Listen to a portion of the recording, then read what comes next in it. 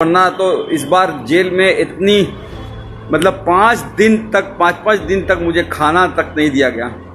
इतना टॉर्चर किया गया मेंटली भी और फिजिकली भी कि क्या बताऊं। मुझे टॉर्चर किया गया, मुंबई एयरपोर्ट से पकड़ के 48 घंटे तक इंटरोगेट किया गया। एसटीएफ की टीम ने ऐसे ऐसे सवाल पूछे, अरे आपने तो कोई पाउडर बना लिया है जिससे करोड़ों इंडियन मर जाएंगे। मैंने कहा भैया मैं डॉक्टर हूं बच्चों का, मैं कहां से पाउडर बना लूंगा। कोरोना की बात कर रहे हैं क्या? तो आप चाइना से पूछिए। आप सरकार गिरा रहना चाहते हैं, हमारे पास फोन रिकॉर्डिंग, हमने कहा लाइए सुना दीजिए, एक भी सबूत आपके पास हो तो। मैं कोई पॉलिटिशियन तो हूं नहीं। आप जापान गए थे, मैंने कहा हाँ, पाकिस्तान क्यों नहीं बोल दिया। अरे जापान कैसे, इंडिया से बाहर कैसे जा सकता हूं जब पासपोर्ट मेरा जुडिशरी के पास जमा है। तो एक तरह से बहुत टॉर्चर किया। फिर जेल में रह के, जेल में ऐसी जहां रखा जहां पे 150 कैदी थे। वो 9 महीने का बीआरडी ऑक्सीजन ट्रेजेडी के बाद जो 9 महीने का दर्द था, उसको उससे ज्यादा, उससे कई गुना, हजारों गुना ज्यादा पतली पानी की तरह दाल, कच्ची रोटियां, वही सुबह शाम खाना है। जीना था। उम्मीद थी कि आप लोगों से दोबारा मिल सकूंगा, मुखातिब हो सकूंगा, आप लोगों से बात कर सकूंगा और आप सबकी दुआएं काम आई। आज आपके साथ हूं फिर से दोबारा। बच्चों की जान बचाने की कितनी बड़ी सजा दोगे भाई? क्या बच्चों को जान बचाना इतना बड़ा गुनाह हो गया था? इस तरह से प्रताड़ना देना, 9 महीने उस वक्त जेल रखना, फिर बहराइच वाले कांड में भी 2 महीने जेल रखना, फिर 8 महीने इतना टॉर्चर कराना। जेल में बार बार सिर्फ यही कहा जा रहा था कि तुम उन 70 बच्चों की बात नहीं करोगे, जो 70 बच्चे ऑक्सीजन की कमी से मर गए हैं, उनकी कभी बात नहीं करोगे, उनको भूल जाओ। कैसे भूल जाऊं? अपने सामने मरते हुए उनको देखा है। कोरोना के टाइम जब इस भारत में, इंडिया में कोरोना ने एंट्री नहीं की थी, 27 जनवरी को मैंने वीडियो डाला था कोरोना पे लेके, और उस वक्त मैंने साफ साफ कहा, बताया था क्या करना है, क्या नहीं करना है, कैसे इससे बचना है। और 30 जनवरी को पहला केस इंडिया में आया। मैंने माननीय प्रधानमंत्री नरेंद्र मोदी जी को 19 मार्च को ही एक लेटर जेल से सुप्रिंटेंडेंट जी के द्वारा भिजवाया, और उसमें साफ कहा कि हम कम्युनिटी ट्रांसमिशन से बच नहीं सकते, हमारा भारत देश ऐसा है। क्योंकि मैंने पूरा भारत घूमा है, कितनी गरीबी है, एक घर में 4-4 लोग कैसे रहते हैं, एक पूरी झुग्गी झोपड़ी बस्ती होती है, हजारों लोग उसी में रहते हैं। जैदू भाई जी तो उसमें रहते हैं, वो कैसे रहते हैं, वो कैसे दूरी, 2 गज की दूरी रहो, कह देना आसान होता है, पर वो इतना आसान नहीं है गरीबों के लिए। कितने माइग्रेंट बेचारे चलते चलते गए, ट्रेनों में दब गए। गरीबी कितनी है, आज क्या हालत हो गई है हमारे देश की। कोरोना वायरस इस तरह से फैल चुका है कि हम दुनिया के दूसरे नंबर पे पहुंचने वाले हैं, ब्राजील को भी छोड़ देंगे। श्री नरेंद्र मोदी जी के दोस्त ट्रंप साहब और ये इंडिया फर्स्ट और सेकंड नंबर पे रह गया है। 48 लाख कोरोना वायरस केस हो चुके हैं और 60,000 से ज्यादा मौतें हो चुकी हैं। बहुत कुछ करना चाहता था इस कोरोना वायरस के लिए। 8 महीने में शायद बहुत कुछ कर सकता था, पर करने नहीं दिया गया। जेल में जानबूझ के मुझे इस तरह से रखा गया कि मतलब समझ लीजिए कि टॉयलेट करने के लिए आधे घंटे के लिए लाइन लगानी पड़ती थी, नहाने के लिए आधे घंटे के लिए लाइन लगानी पड़ती थी। गर्मी इतनी हो जाती थी कि कपड़ा पहन के, पूरा नहा के, पूरा बिस्तर बिछा के, बिस्तर को भी भिगा देता था, तब जाके लेटता था। और वो 150 लोग, 534 लोगों की रहने की जगह है वो, लेकिन 1600 कैदी थे। अब बताइए वहां पे कैसे सोशल डिस्टेंसिंग हो जाएगी? वो एक ख्वाब था। लोगों की सांसें, लोगों की बदबुआं, लोगों की मतलब पेशाब की महक, और एक टॉयलेट होता था 150 लोगों के बीच एक टॉयलेट। किस तरह से जिंदगी गुजरी है। और एक बात बता दूं, सिर्फ मैं नहीं सफर किया हूं, पूरी फैमिली को हरास किया है। पूरी फैमिली को जिस तरह से प्रताड़ित किया गया है उसका कोई बयान नहीं है। गोपाल दीक्षित जी, शेखर जी, मैं हायस कर रहा हूं अपनी सेहत, अब तो कुछ बनाऊंगा। वहां तो पतली दाल से जिंदगी बस चलानी थी। तो मेरा बच्चा जो 11 महीने का था, जब चल नहीं पाता था तो उसे छोड़ गया था। आज चलता है, दौड़ता है, बोलता है। पिछली बार भी जब बीआरडी में 70 बच्चे मरे थे और उस वक्त भी बिना बात के झूठ केस में फंसा के जेल भेज दिया गया। और जब 9 महीने बाद हाई कोर्ट ने कहा कि अरे डॉक्टर कफील की कोई गलती नहीं थी, इंक्वायरी रिपोर्ट में आ गया अरे डॉक्टर कफील की कोई गलती नहीं थी, तो भी जब बाहर आया तो मैंने अपनी बच्ची को चलते हुए देखा। उस वक्त भी अपनी बच्ची जब वो को छोड़ के गया था तब भी वो 11 महीने की थी, चल नहीं पा रही थी और बड़ी हो गई थी। आज मेरे दोनों ही बच्चे, मैं खुद अपना बाप होके, मैंने दोनों बच्चे, मुझे बाप पापा का मतलब नहीं समझते हैं, अब्बू जान का मतलब नहीं समझ पाते हैं, पिताजी का मतलब नहीं समझ पाते हैं। ये दर्द है। मेरी माँ 65 साल की बूढ़ी होके हाई कोर्ट और सुप्रीम कोर्ट के चक्कर लगाती रही, तब जाके ये जीत हुई है। और जुडिशरी ने इतना अच्छा ऑर्डर किया है। एक बात और करा दूं, एसटीएफ का शुक्रगुजार हूं कि उन्होंने मुंबई से मथुरा लाते वक्त मेरा इनकाउंटर नहीं कर दिया विकास दुबे की तरह, वरना तो शायद वो मुझे मार ही देते। लोगों की आवाज को दबाना ही इनका काम है। बहरहाल ऑर्डर आपको पढ़ के सुनाना चाहूंगा। इतना अच्छा ऑर्डर गोविंद माथुर साहब ने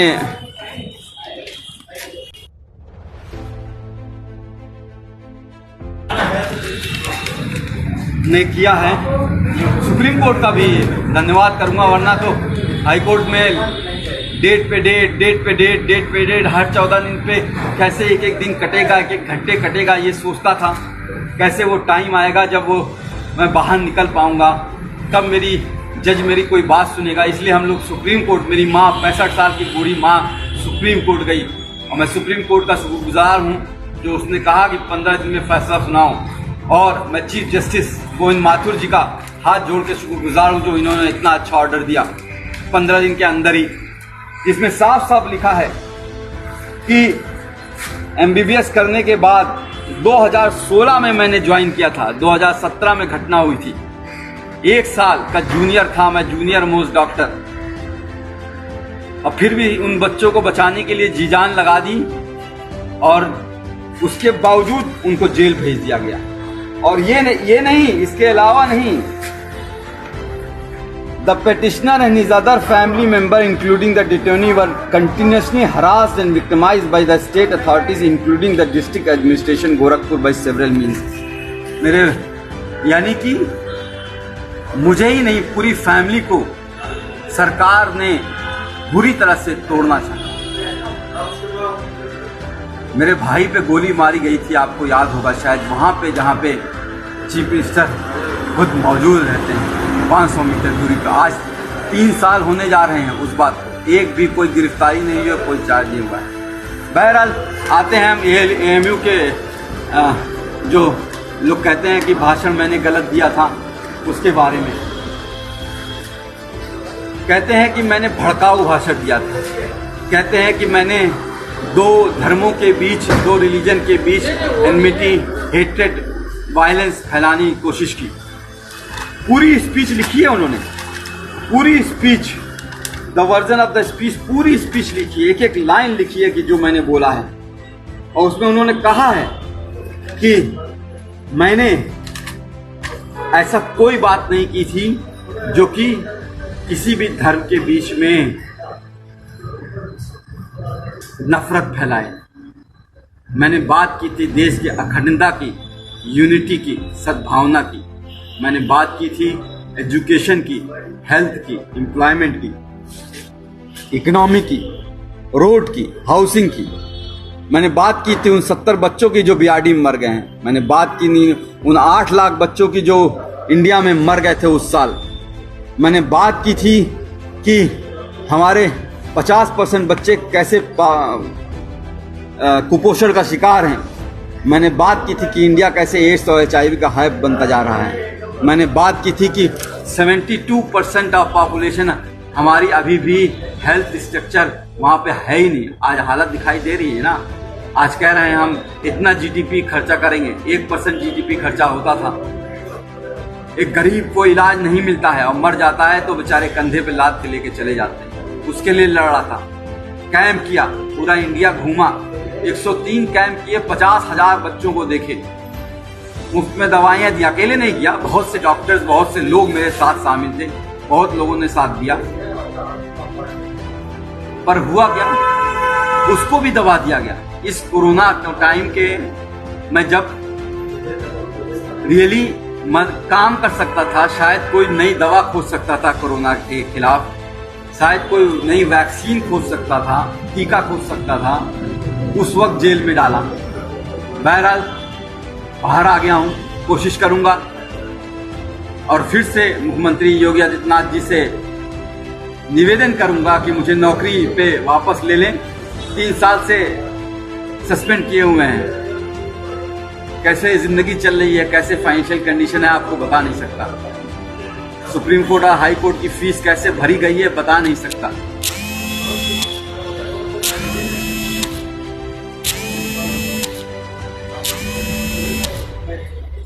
पर लड़ा, कहते हैं ना इस जुल्म की दौर में जुबां, कहते हैं ना कि इस जुल्म के दौर में जुबां खोलेगा कौन। अगर हम भी चुप रहेंगे तो बोलेगा कौन। तो बोलना जरूरी है, किसी न किसी को कुर्बानी देनी होगी और शायद ऊपर वाले ने मुझे चुना है।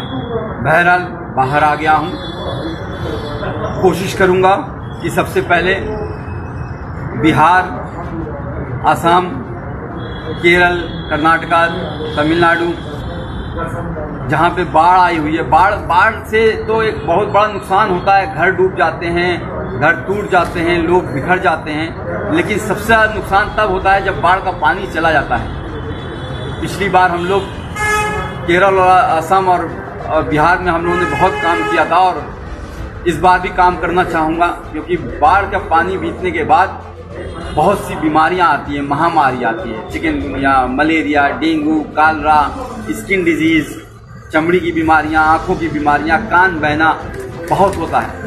उस पर काम करना चाहूँगा। कोरोना वॉरियर की तरह काम करना चाहूँगा। कोशिश करूँगा, अगर योगी जी की कृपा होगी, नौकरी अगर वापस मिल गई तो किसी हॉस्पिटल से अटैच होकर रिसर्च करूँ और कोशिश करूँ कि कोई नई दवा इजाद हो पाए जिससे हमारा देश की और किसी की मौत ना हो। बढ़ता जा रहा, हर रोज 1000 लोग मर रहे हैं। एक का भी मरना बहुत खतरनाक बात है। जिसके घर में, परिवार में एक मौत होती है वही वो जानता है, एक भी मौत होती है। और यहाँ तो सब 60-65 हजार लोग मर चुके हैं। उस पर काम करना चाहूँगा। और अगर वैक्सीन के लिए कहेंगे कि मैं गिनी पिग बन जाऊं, मेरे ऊपर रिसर्च हो जाए, मैं खुद टीका लगवा लूंगा, अपने आप को वॉलंटियर करूंगा। मैं, ये मेरी नई योजना है। अभी कुछ दिन अपने बच्चों के साथ रहना चाहता हूं, अभी तक मिल नहीं पाया हूं। कल भी आप सोच लीजिए, कल 11:30 बजे डिस्ट्रिक्ट जेल मथुरा में ऑर्डर पहुंच गया था हाई कोर्ट का। DM अलीगढ़ को हाई कोर्ट का ऑर्डर मिल गया था, लेकिन फिर भी 12 घंटे तक ये लोग यही कोशिश करते रहे कि किसी तरह से कोई और केस में फंसा दें। जैसे इन्होंने पिछली बार अलीगढ़ में जब मुझे गिरफ्तार किया था मुंबई से, तो जब मुझे बेल 10 फरवरी को मिल गई थी तो 4 दिन तक कोर्ट के आदेश के 2-2 बार आदेश के बावजूद छोड़ा नहीं मुझे। इलीगली मुझे डिटेन करके रखा और फिर एनएसए लगा दी। एनएसए मतलब नेशनल सिक्योरिटी एक्ट। मैं टेररिस्ट हूँ क्या? दाढ़ी ये जो बढ़ जाती है जेल में बढ़ जाती है। आज तक कभी आपने सुना है मैं किसी हिंदू, मुस्लिम, सिख, ईसाई या किसी में धर्म के भेदभाव में करता हूँ? 50,000 जो बच्चों को देखा, पूछा कोई कौन गरीब है, कौन अमीर है, कौन किस जाति का है, कौन किस धर्म का है? उस पर इल्जाम लगाओगे? इल्जाम वो लगाते हैं जिनका खुद का दिमाग गंदा होता है, जो भरा होता है गंदगी से, वो दिमाग वो लगाते हैं।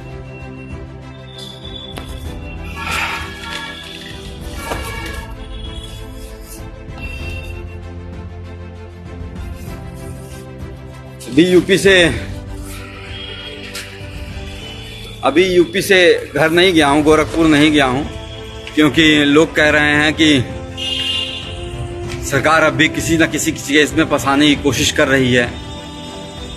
फिर से कुछ कर दें या इनकाउंटर कर दें, मरवा दें। हो सकता हो आपके बीच में ना रह पाऊँ, हो सकता हो ये हमारी और आपकी आखिरी मुलाकात हो। यादव जी सही कह रहे हैं। मिनास गलियार आप, थैंक यू, शुक्रिया। मोहन चंद सिंह चौधरी समर साहब, थैंक यू। तो मैं कह रहा था कि कोरोना वायरस एक ऐसी डिजीज है जो फैलती ही रहेगी। मैंने उस वक्त 19 मार्च को ही लिख दिया था कि 30 से 40 लाख लोग उस वक्त मैंने एस्टिमेट किया था कि अफेक्टेड होंगे, और ऑलरेडी 30 से 40 लाख लोग अफेक्टेड हो चुके हैं। और अभी ये रुकेगा नहीं, अभी ये 1 साल चलेगा जब तक वैक्सीन नहीं आएगी। अभी यूपी, बिहार और मध्य प्रदेश जैसे इलाकों में जहाँ बहुत पॉपुलेशन है वहाँ ये फैलने वाला है और बुरी तरीके से। हमें बहुत काम करना पड़ेगा, हमें मिल के काम करना पड़ेगा। मुझे आप सबकी बहुत ज़रूरत है, आप सबका बहुत सहयोग की ज़रूरत पड़ेगी। जी सहसाल साहब, जी पांडे साहब, नमस्कार। राधे राधे। कृष्णा की नगरी में हूँ, वृंदावन जरूर जाना चाहूँगा एक बार ठाकुर जी के दर्शन करने के लिए। बात यहाँ पे लोग मन की बात करते हैं लेकिन ये नहीं बताते हैं। अब आप देख लीजिए, हम लोग तो टीवी पे देख रहे हैं पिछले 3 महीने से सुशांत सिंह राजपूत को ही सुने जा रहे हैं।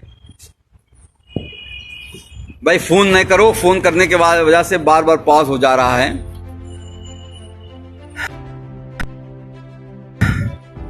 सुशांत सिंह राजपूत की 3 महीने से लगातार टीवी पे बात किए जा रहे हैं, मन की बात, लेकिन कोई ये नहीं बात कर रहा है कि हमारा जीडीपी परसों जीडीपी शायद रिलीज हुआ है, और हमारा जीडीपी जो है, भाई फोन नहीं करो, मैं कह रहा हूं। पर ईश्वर चंद साहब, कोई फोन ना कीजिए प्लीज। कुछ बहुत दिनों बाद आप लोगों से मिला हूं, आप लोगों के चेहरे दिखाई दे रहे हैं मुझे। शमसुल मलिक साहब, नूर खान, रेहान खान साहब, आदित्य राज साहब, आफ्ताब, तो आप सबसे बात करना चाहूंगा, फोन ना करें। तो मैं कह रहा था कि जो मेन बातें हैं टीवी पे डिबेट जो होती है वो नहीं हो रही है। शायद कुछ टीवी, एनडीटीवी है या आपका मिरर नाउ है, टाइम्स नाउ है, या फिर इंडिया टुडे है, इस सब पे हो रही होगी। पर जो यहाँ पे बातें हो रही हैं वो ये नहीं हो रही हैं किस तरह से माइग्रेंट, हमारे करोड़ों लोग किस तरह से पैदल चले और चलते चलते मर गए, उस धूप में, कड़ी धूप में मर गए। ये बात नहीं हो रही है कि अनएम्प्लॉयमेंट कितना बढ़ गया है, लोगों को नौकरियां नहीं है, लोगों को खाने को नहीं है। 500 रुपया आपके अकाउंट में डाल दिया गया है, अब आपको 3 महीने तक 500 रुपया चलाइए। 5 किलो चावल दे दिया गया है, आप पूरी 8 लोगों की फैमिली है, खाते रहिए 3-6 महीने तक।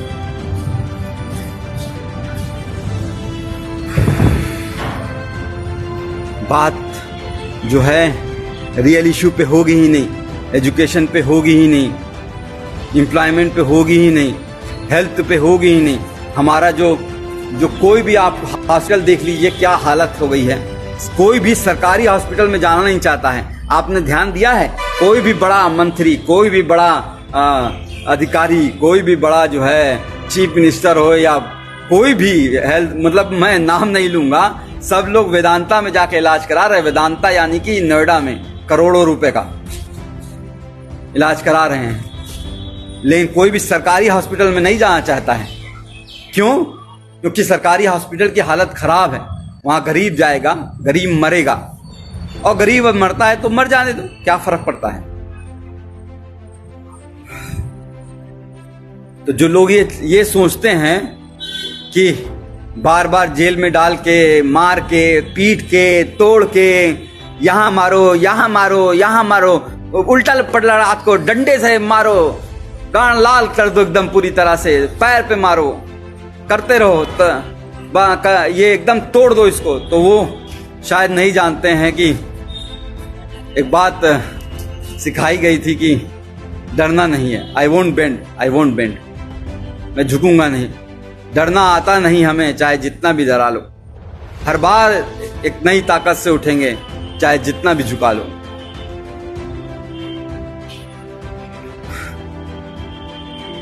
कहते हैं ना कि लोग हमें दुश्मने जां कहते हैं। अरे हम इस मुल्क की मिट्टी को भी अपनी मां कहते हैं। उसको तुम जो है उस पे एनएसए लगा देते हो हैं? कोर्ट ने कहा है कि जो कुछ है यह अवैध एनएसए लगा है, सारा अवैध लगा है। देखो कि क्या हालत बनाई है। भट्टी साहब आप बोल रहे हो तो देखो क्या हालत बना दी है। मैं कुपोषण के लिए वो कर रहा था, ये देखो, ये टांगे हैं मेरी, ये हाथ है। खाना जो है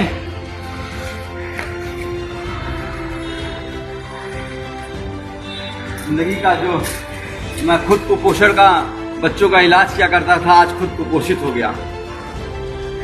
घर वालों को किस तरह से परेशान किया गया है वो बता नहीं सकता, पर आप लोग जो 138 करोड़ देशवासी हैं मेरे, उन सबका साथ मैं कभी भूलूंगा नहीं।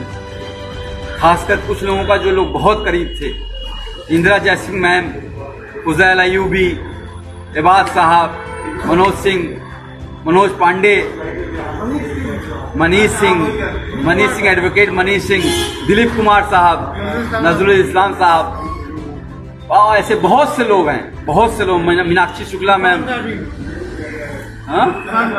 इरफान गाजी, हाँ अलीगढ़ के इरफान गाजी साहब, बहुत से लोग हैं।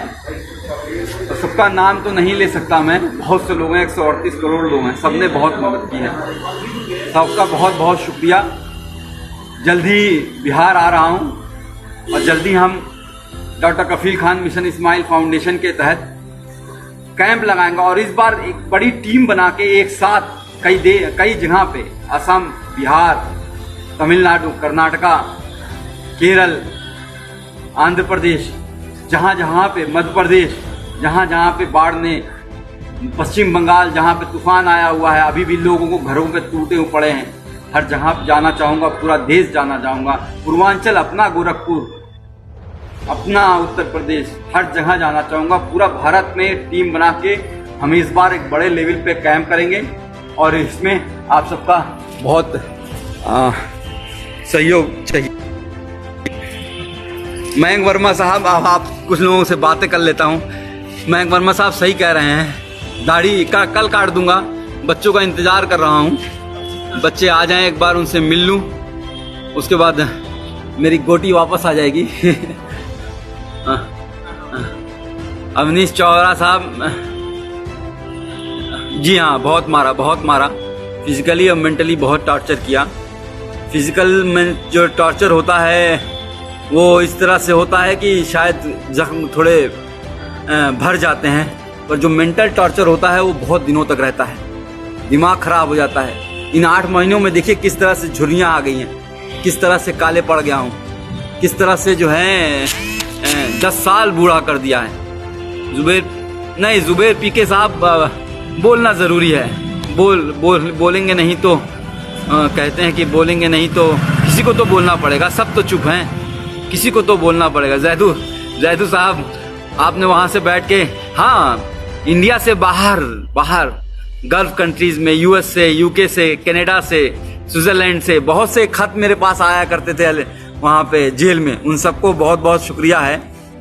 शेर खान साहब, सत्य की जीत होती है, सत्यमेव जयते। हमें अपने कॉन्स्टिट्यूशन में, बाबा साहब अंबेडकर के कॉन्स्टिट्यूशन में बिलीव करना है, और उसी की वजह से मैं बाहर आया हूं। कुछ लोगों ने सरकारी एजेंसियों को जिस तरह से अपने कब्जे में करके लोगों को प्रताड़ित करते हैं, वो सही नहीं है। ऑटोक्रेटिक, ये हमारा देश डेमोक्रेटिक है, तो डेमोक्रेटिक कंट्री है, तो डेमोक्रेटिक कंट्री में आपको फ्रीडम ऑफ स्पीच एक आर्टिकल 21 में दी गई है, लिबर्टी, स्वतंत्रता, समझ गए? तो बोलना जरूरी पड़ेगा। हम नहीं बोलेंगे, कुर्बानी देनी होगी, किसी ना किसी को कुर्बानी देनी होगी।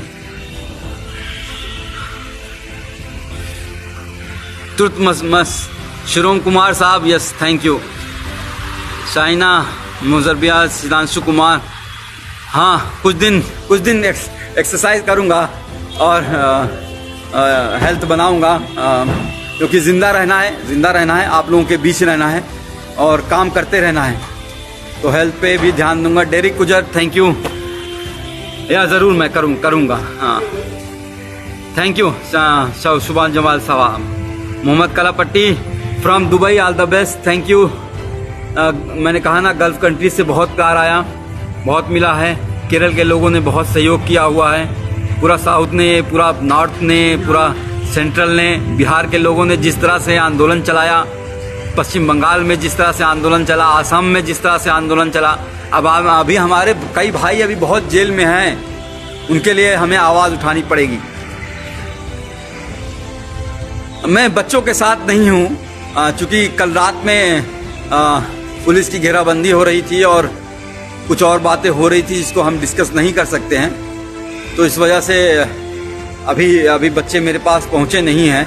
मैं अभी अपने बच्चों को देख नहीं पाया हूँ, आंखें तरस रही हैं, गले मिलना चाहता हूँ अपने बच्चों के साथ, अपनी माँ की गोद में लेट के रोना चाहता हूँ, सीरियसली रोना चाहता हूँ। तब जिस तरह से जिंदगी कर दी है, अपने ही बच्चों को से दूर कर दिया है, एक बार उनसे मिलना चाहता हूँ, एक बार माँ की गोद में लेट के सोना चाहता हूँ, सुकून की नींद सोना चाहता हूँ। यार पता है जेल में क्या होता था, हर 2 घंटे पे पहरा लगता था।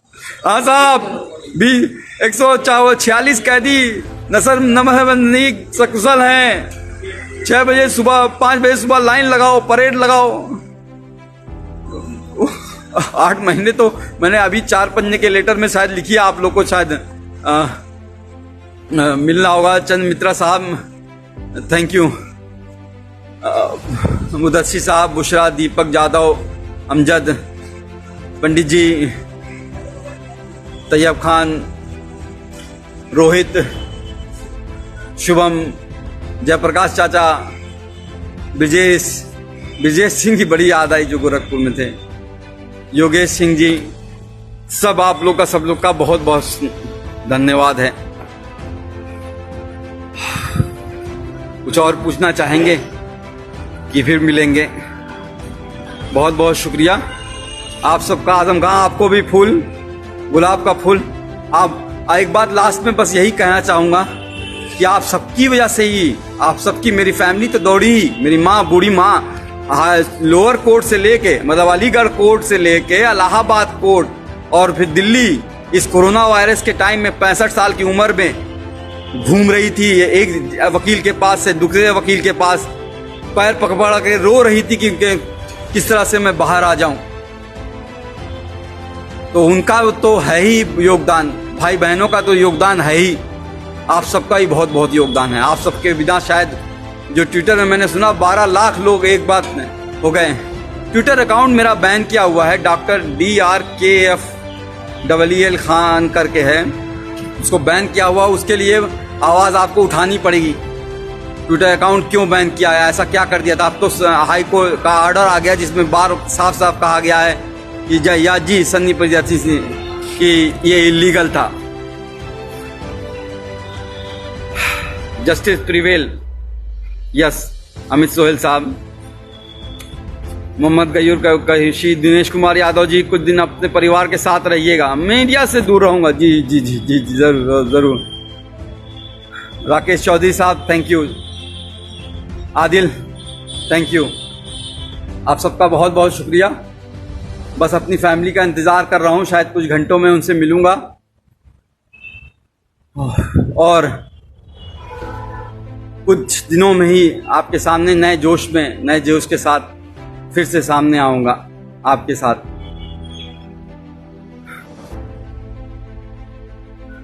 जी मैथ्यू साहब, Mridula how are you? Ubaid, Sanoj Kumar ji thank you, doctor Kirti Sinha, Mudassir Khan Ahmed साहब जी, जाजिब, इतने सारे गुलाब मत भेजिए भाई। बस नईमुद्दीन साहब, जैसे आप कह रहे हैं कि वैसे ही आप लोगों का साथ चाहिए होगा।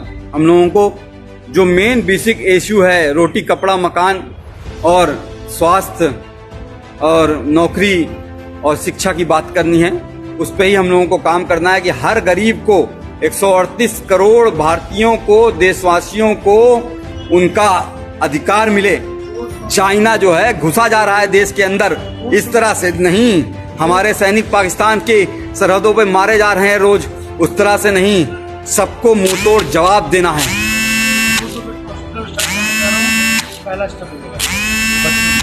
पिछली बार मैंने जो है इंकेफ्लाइटिस बेड का एक हॉस्पिटल, 500 बेड का इंकेफ्लाइटिस बेड का स्टार्ट करने वाला था उस वक्त, डॉक्टर कफील खान मिशन इस्माइल फाउंडेशन के हिसाब उससे फिर से कोशिश करूंगा स्टार्ट करूं।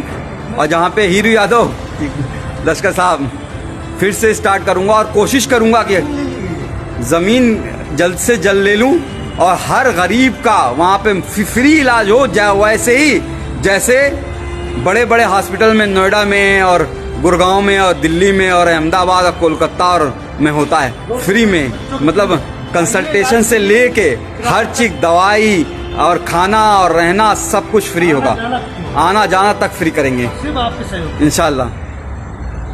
जी आप सबका सहयोग है, इसकी जरूरत होगी।